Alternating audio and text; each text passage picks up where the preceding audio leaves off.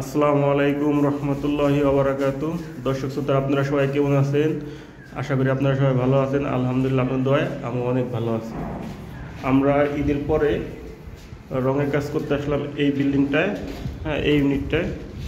এই যে এই কাজটা করতে আসে যে দেখি যে এই যে মোজাইক পাথর, আমরা এই পাথর দিয়ে সবসময় ওয়ালগুলো ঘষা দিই।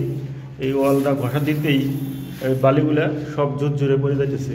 তো এই কারণে আমাদের যে টিম, হ্যাঁ, এদেরকে বললাম যে এই ঘষা দিয়ে কোনো লাভ নাই। যেসব জায়গা নাকি একদম প্লাস্টারগুলোর ড্যাম আছে, এই ড্যামগুলো সম্পূর্ণ প্লাস্টারটা চড়াই ফেলাইতে। তো এই কারণে রাজমিস্ত্রির যাদের কাজ দেন, এগুলো দক্ষতা মিস্ত্রিদের কাজগুলো দেওয়া উচিত। 2 টাকা বাঁচাতে যেয়ে, হ্যাঁ, এই যে কাজগুলো দেখেন কি ক্ষতি হয়।